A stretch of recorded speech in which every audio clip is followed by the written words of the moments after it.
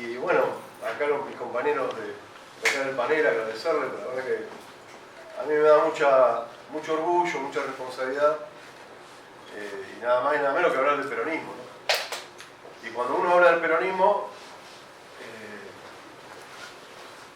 atraviesan un montón de situaciones, ¿no? De la situación colectiva, lo emocional, lo emotivo, el sentimiento que uno tiene por el movimiento, que básicamente es el sentimiento que uno tiene para y hacia sus compañeros y sus compañeras. Así que por eso hice tantos apuntes, porque la verdad que lo tomo como una cuestión muy responsable. Y antes de llegar, digamos, a lo que quieren imponer desde el Fondo Monetario Internacional, de la centralidad del gobierno de Estados Unidos, con un presidente de extrema derecha, que estos cambios de legislación, flexibilización laboral y demás cuestiones, a mí me parece, si me lo permiten acá mis compañeros, hacer una reseña, digamos, desde dónde venimos, de dónde salimos, quiénes somos, y esta cuestión emocional también, ¿no? Que la vida, los sentimientos atraviesan muy fuerte nuestro movimiento. Así que yo quería arrancar con destacar que hemos cumplido 80 años. 80 años de nuestro movimiento, ¿no? Cuando nosotros escuchamos a la derecha, a la extrema derecha, habla de 100 años, 70 años, nosotros tenemos 80 años. Y en esos 80 años, si hoy nosotros tenemos la posibilidad, el honor, el orgullo, la satisfacción de interactuar, ¿no? Yo me formé muy de pibito con mis primos en la unidad básica Eva Perón, de Paso del Rey, Distrito Moreno.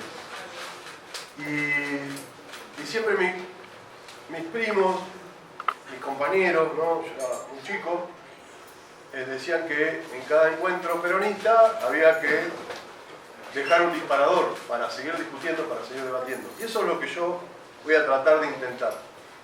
Y una de las cosas que sí al recambio generacional les quiero decir, que en esa unidad básica y ese peronismo, tenía prohibido, lo mismo teníamos prohibido en esa unidad básica de Eva Perón, que era decir la palabra yo. No se podía decir yo. Porque la concepción y el pensamiento y el accionar siempre eran términos colectivos. Estoy hablando de cuando yo tenía 9 años, 10, 73, 74. Por eso quiero traer esos disparadores a este encuentro. Y si hoy podemos hacer este ejercicio del debate, la discusión y la reflexión, fue porque nuestro movimiento nos atravesaron un montón de situaciones, y situaciones muy complejas, muy difíciles. Y tuvimos 30.000 compañeros detenidos desaparecidos, donde más del 60% eran como muchos de ustedes, compañeras, compañeros, que defendían los derechos de los trabajadores. Más del 60% eran compañeros delegadas del sector sindical. Como también tuvimos fusilados, tuvimos proscritos, tuvimos compañeros que se tuvieron que exiliar, persecución, o sea, había todo un aparato. O sea, hoy tenemos, porque no lo quiero, es necesario que lo digamos, hoy tenemos a Cristina Fernández de Kirchner presa política por hacer peronismo.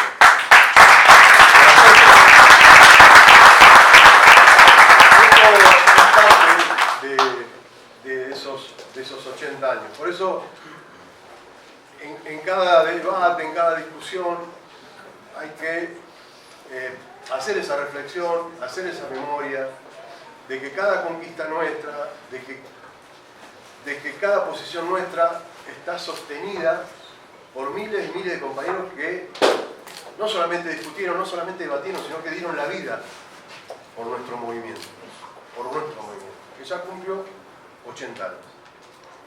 Y después volver a ese inicio, ¿no? A ese 17 de octubre. Ese 17 de octubre que nos tiene que tener hoy esa centralidad de reflexión de que no fue una rosca política. No es que nos pusimos de acá de acuerdo de La Plata y dijimos, che, vamos a ver cómo hacemos y resolvemos. nada tiene que ver con una rosca política, nada tiene que ver con un proceso electoral. No tienen nada que ver. O sea, nuestra matriz de nacimiento es un acto revolucionario. Nosotros salimos de un acto revolucionario del pueblo trabajador, de los trabajadores y las trabajadoras, ¿no? De defender a su líder Juan Domingo Perón. Y eso me parece que hoy está más vigente que nunca, cuando nosotros pareciera que impera la foto, la rosca o el accionar, y tenemos que empezar a retomar y decir, che, salimos de acá, parimos con esto, parimos con un acto revolucionario, empezando a defender a nuestros compañeros, a nuestras compañeras, a nuestros derechos. Y eso me parece importantísimo hoy traerlo a nuestra realidad que impera hoy en día. Y también no hagamos una autocrítica, pero sí hagamos esta reflexión.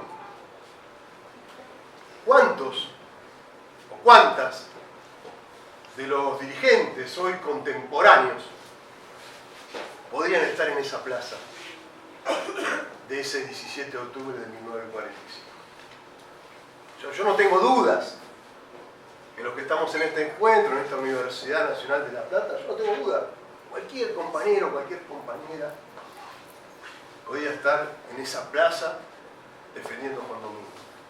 Pero también digamos que hay muchos compañeros y compañeras que no podrían ni pisar ni las cercanías de esa plaza.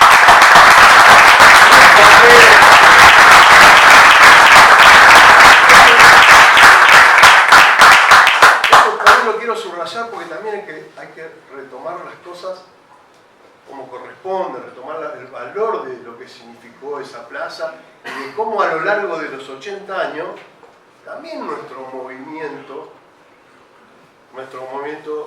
tuvo derivaciones o mutaciones o modificaciones que nada tienen que ver con esa plaza de los trabajadores y las trabajadoras en un acto revolucionario.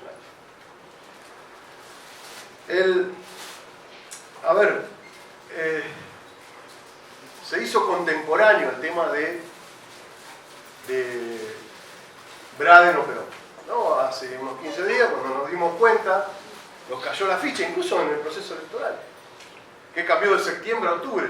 Cambió un apoyo explícito, como nunca, después de la dictadura militar, de imperio de un presidente americano. Y cuando nosotros hacemos contemporáneo esta frase, ¿no? Braden o Perón, la pasamos del 45 la pasamos al 46. ¿Y cómo salió esa consigna? Salió victorioso. Ganó Perón. Braden o Perón, ganó Perón. Pero Perón, ¿con quién estaba aliado? En términos estratégicos, para enfrentar a Estados Unidos, para enfrentar a ese embajador. Por el pueblo trabajador. ¿Quién podría haber estado en esa plaza en el 45? ¿Y quién fue el aliado estratégico del peronismo para enfrentar y combatir y vencer al imperio americano? Vencer a un gobernador que armaba la política en contra del peronismo. Fue la alianza con los trabajadores. Fue la alianza con las trabajadoras.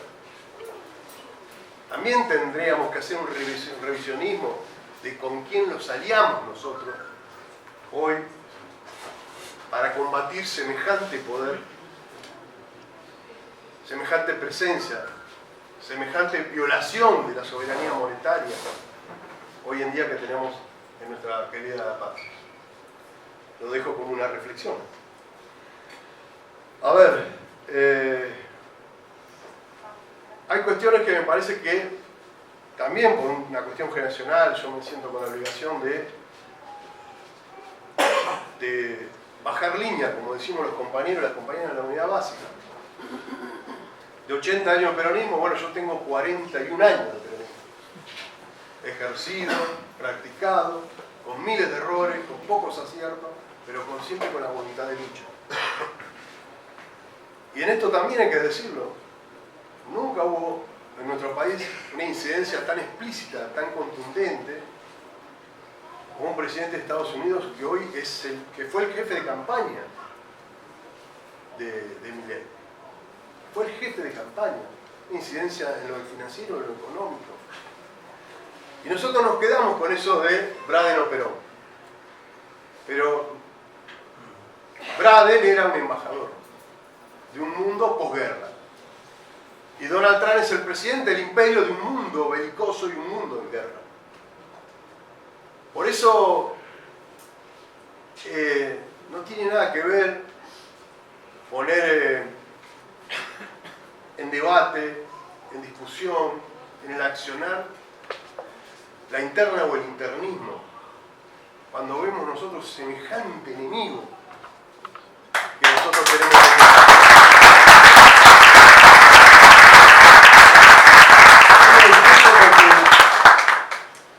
Porque a mí me parece importantísimo empezar a marcar algunas cuestiones para lo que se viene.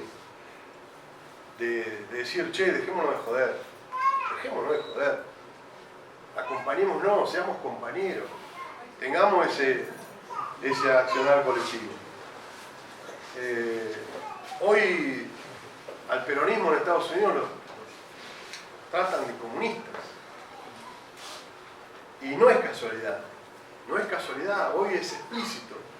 Yo nunca pensé, como militante peronista, como militante sindical, poder hacer una reunión como esta y decir que Donald Trump habla de izquierdismo, habla de peronismo, habla de sindicalismo. Lo dice explícitamente el presidente de Estados Unidos. Me parece que eso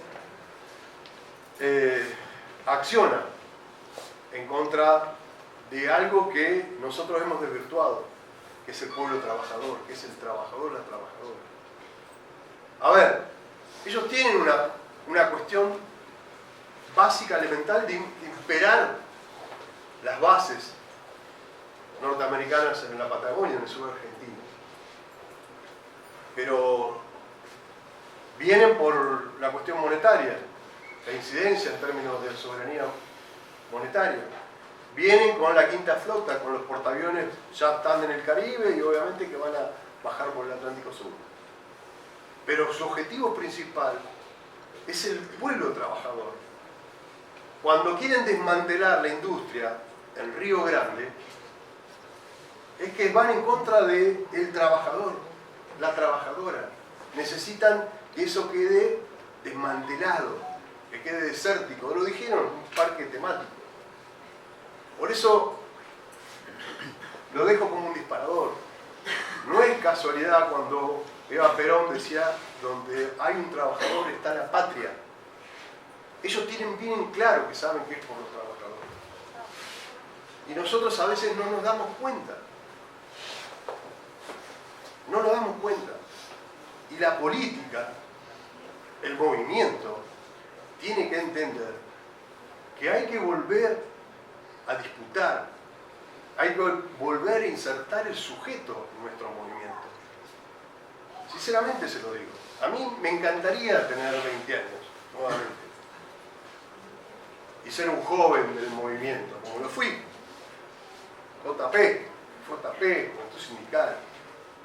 Pero el sujeto de nuestro movimiento, ese sujeto que atraviesa el tiempo, que atravesó los 80 años, el sujeto es el trabajador y la trabajadora, y eso lo tenemos que empezar a discutir, a debatir y a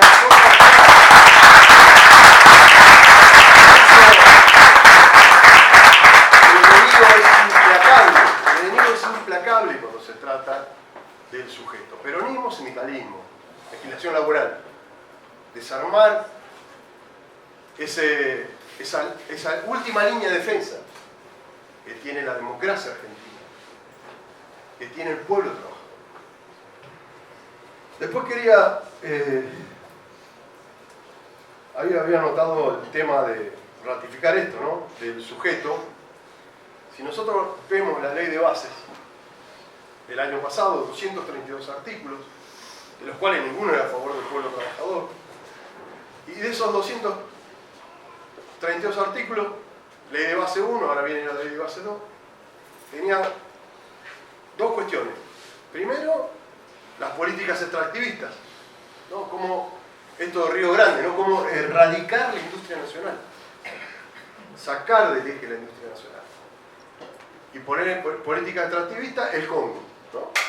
País sumamente rico, riquezas naturales, pero devastado en términos de extractivismo, ¿no? Toda esa riqueza para afuera.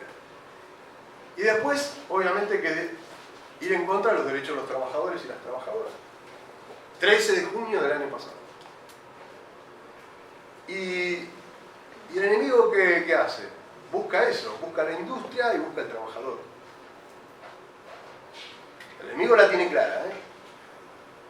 Por ahí nosotros cuando armamos la lista no la tenemos tan clara. Pero lo tengo que decir porque estoy en una reunión con mis compañeras y mis compañeros. Eso fue, ya lo vivimos, ya lo sufrimos, ya lo padecimos, fue la forestal. La forestal dejó que una empresa inglesa, con inversiones suizas, tenga la explotación del tanino, el quebracho, norte de Santa Fe, sur del Chaco. 90% de los recursos sacaron. Tenían su propia moneda, su propio puerto, su propio ferrocarril, sus propias rutas, su propia policía.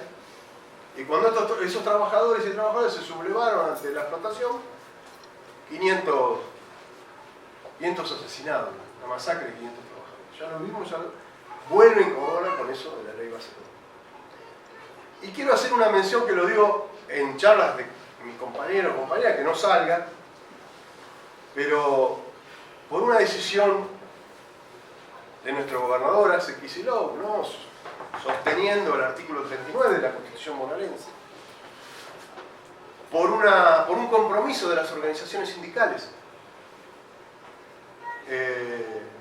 y un Ministerio de Trabajo que acompaña, nosotros en la provincia de Buenos Aires no tenemos hasta el día de hoy un solo caso de la ley de bases que va en contra de los derechos de los trabajadores y las trabajadoras en la provincia.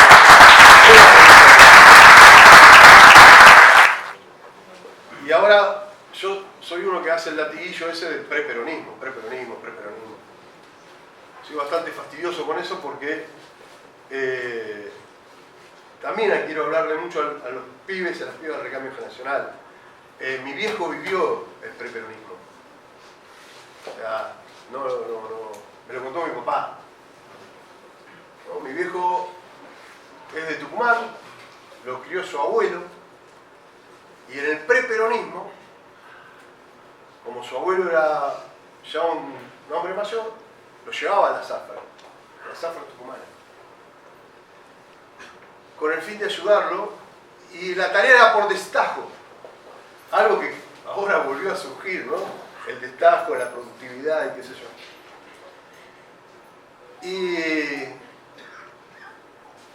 Y se hacían las 8 toneladas y no se cobraba. Era la explotación infantil, un trabajador sin derechos, sin jubilación. Eso fue el preperonismo, donde los quieren llevar ahora. Ahora quieren hacer exactamente lo mismo. Llevarlo al preperonismo. Y mi viejo tuvo la posibilidad de salir de ese proceso de trabajo infantil, de poder venir a Buenos Aires, de poder ser un trabajador industrial, de poder formarse, poder capacitarse, poder estudiar. Y eso lo logró con el peronismo. Entonces, eso es lo que también hoy está en juego. Hoy está en juego y está más vigente que nunca esa situación. Y en esto de atravesar los sentimientos, también a los compañeros y a las compañeras del recambio generacional, ¿no? Bien, hablábamos recién hace un ratito del proceso de la resistencia peronista en los 60. Ese proceso de resistencia lo hizo el pueblo trabajador. El pueblo trabajador fue el que resiste, el que se organiza en cada fábrica, en cada hospital, en el Estado mismo. Es el que organiza esa resistencia que duró 18 años, ¿no? Donde mucho tuvo que ver también el recambio generacional, ¿no? Yo tuve la posibilidad de leer las cartas de Perón a Raimundo Ongaro a fines de los 60, donde Perón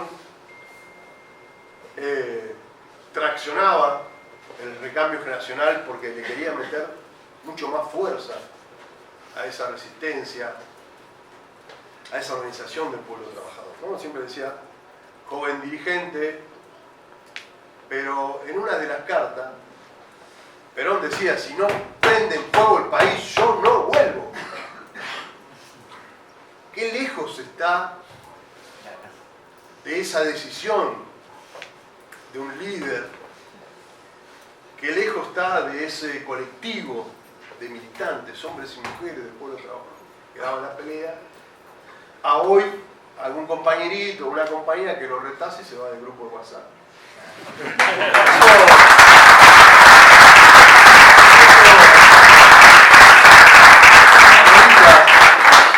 Amerita que lo digamos, que lo subrayemos, estamos entre compañero y compañera, y eso también es una faltante que hay que recomponer, eso también es una cuestión que hay que empezar a decir.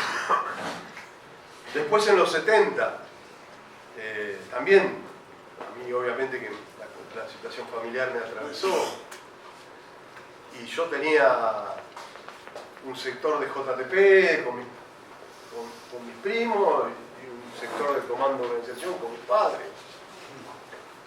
Pero la verdad que había cuestiones que no se discutían. No se discutía la legislación laboral, no se discutía la entidad patriótica de nuestro movimiento, no se discutía la soberanía, no se discutía la tercera posición, no se discutía Latinoamérica en el mundo y la incidencia que se tenía. Por eso, esas cuestiones que nos han distanciado hoy y que han atravesado, y eso también lo tengo que decir, que han atravesado la concepción individualista de nuestro movimiento, ¿no? La concepción liberal de estos movimientos. Hoy, y lo digo haciendo una reflexión, hay muchos compañeritos y compañeros que dicen, che, vos ya estás grande, por eso haces estas reflexiones. No, la verdad que no me siento ni grande, pero sí lo tengo que decir.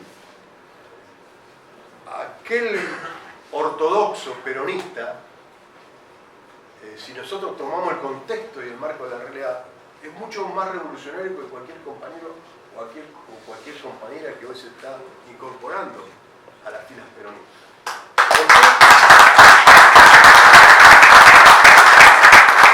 Porque mantiene cuestiones y situaciones, ¿no?, de lo que es la doctrina y un montón de cuestiones que van mucho más allá. Y en eso, en los 70, yo tuve la suerte de vivir. Tuve la suerte de vivir, a compartir esas charlas, de que mis primos realizaban maniobras no ortodoxas para sostener la organización, y mi viejo decía, yo pongo el 10% de mi sueldo.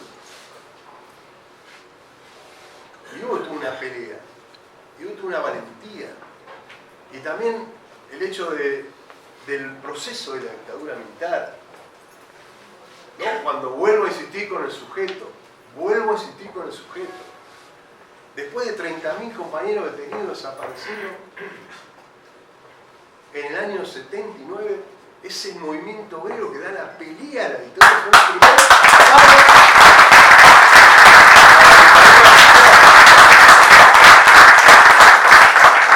Obviamente que después los atravesaron los 80. Ahí yo quiero decir algo también que lo noté acá, antes venía acá. Esta cuestión de entre comillas, que tenemos un virus, como impera ahora, ¿no?, de las redes, no son los peronchos, los cucas, bueno, eso también pasó en comienzos de los 80, ¿no?, donde son los violentos, son los que destruyen el país, los que no son democráticos, los que crearon la sangre. Y la verdad, éramos todos sarnosos, ¿no? Comienzos de los 80, nosotros peronistas teníamos armas para la sociedad. Sin embargo, nuestro movimiento siguió. Empezamos a recoger a nuestros heridos, a reconocer a nuestros desaparecidos, a empezar incipientemente a organizar las unidades básicas, y nos fuimos formando. Obviamente que yo tenía un Saúl Gualdini,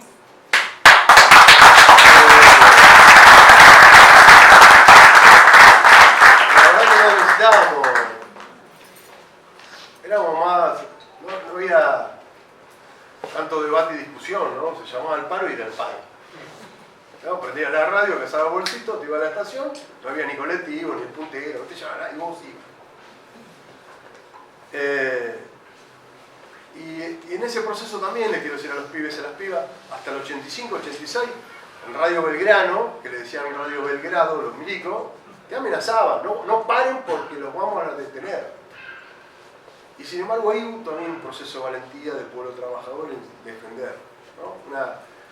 Una democracia incipiente, amenazada, pero sin embargo nuestro movimiento, a través de los trabajadores y las trabajadoras, le fue dando salida. Obviamente que después vinieron los 90, ¿no? En el 90 también nos atravesó esta cuestión liberal, esta cuestión individualista.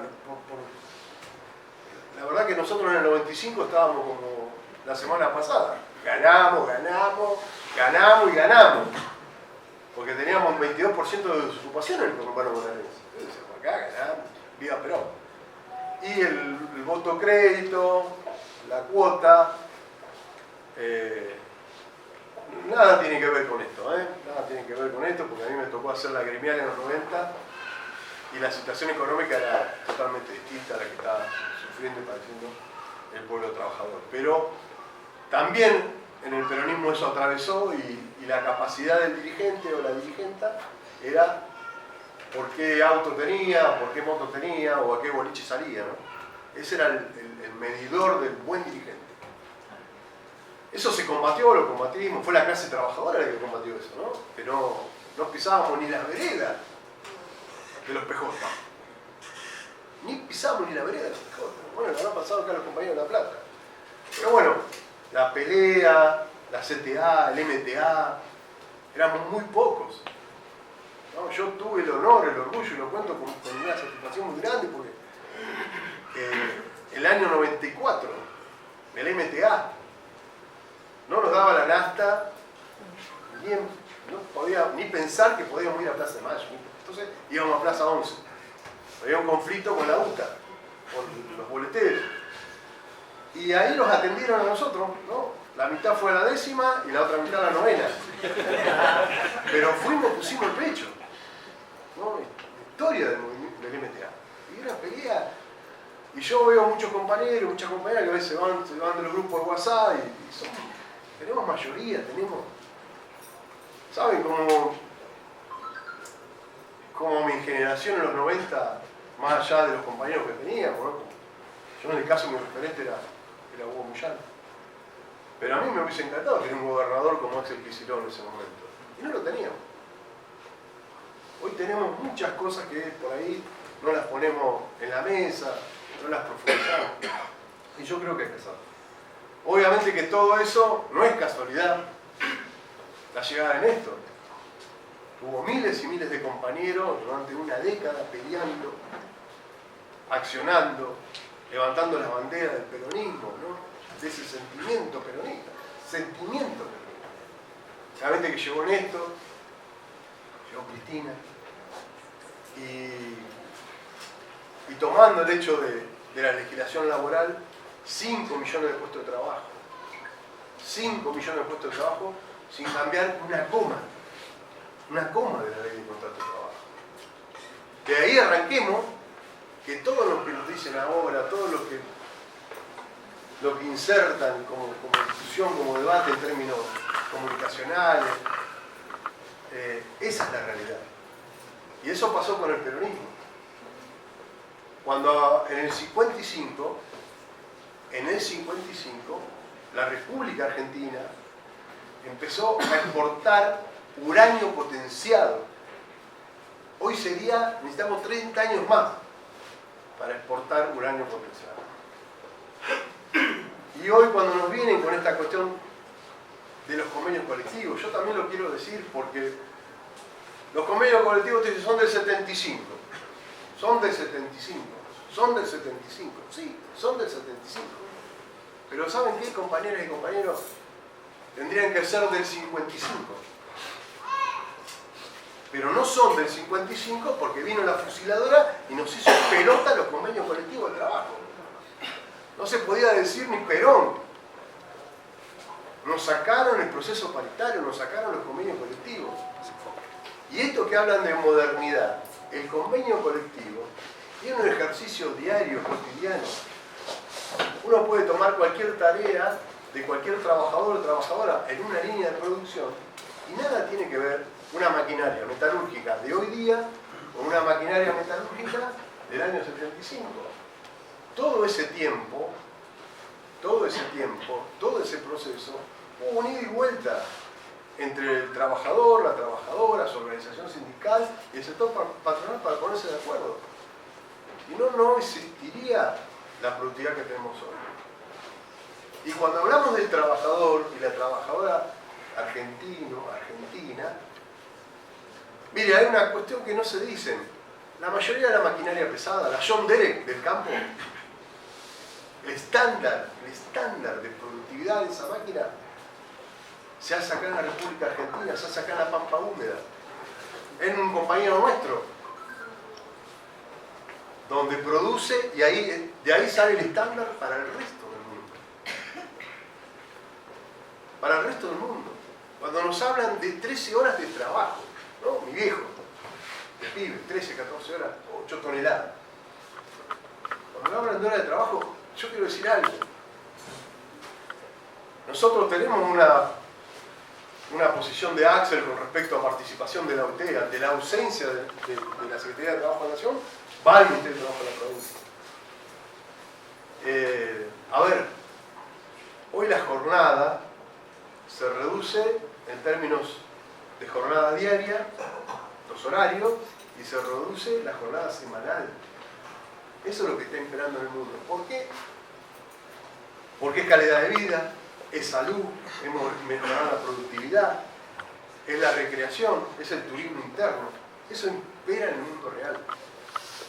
Y si nosotros esa situación de la jornada de 3 horas la traemos a Latinoamérica, nosotros podemos decir, la presidenta de México, la semana pasada, hizo un anuncio que a partir de 2026 la jornada semanal de los trabajadores y las trabajadoras mexicanos va a ser de 40 horas.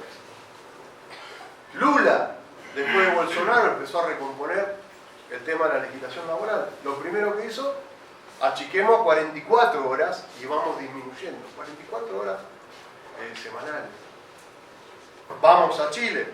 Chile tiene 40 horas semanales. 40 horas semanales. Nosotros tenemos una ley, la 11.544, que es de 1929. 48 horas semanales. Bueno, ¿quieren discutir? Discutamos. Pero discutamos sobre el sustento, sobre la base de un mundo real. No del que inventa la extrema derecha.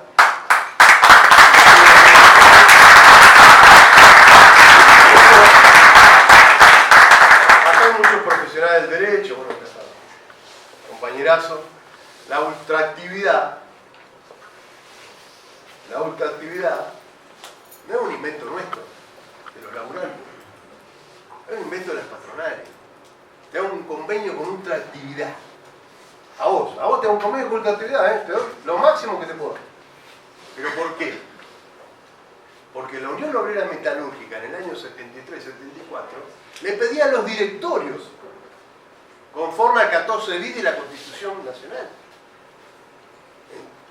Dame, yo quiero ser un director obrero, como dice la Constitución, y después quiero la ganancia, como dice la Constitución. Entonces dijeron, no, pará. Te puedo dar ultraactividad. Te doy todo lo que más puedes con un convenio de todo lo que más puedes. Porque no te voy a dar las direcciones como vos querés y como dice la Constitución.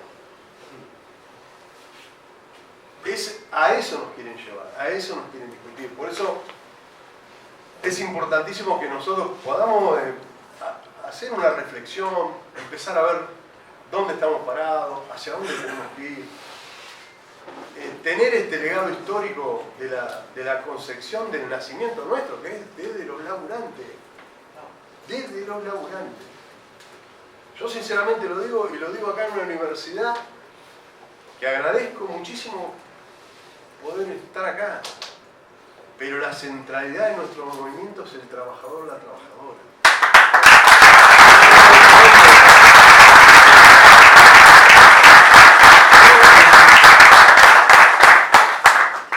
Yo creo que para finalizar, ¿no? y volver a donde nosotros estamos parados hoy, bueno, hablamos un poquito de cada cosa, me parece sumamente importante que nos hagamos fuertes desde nosotros mismos como movimiento, desde nosotros mismos como compañeros y como compañeras.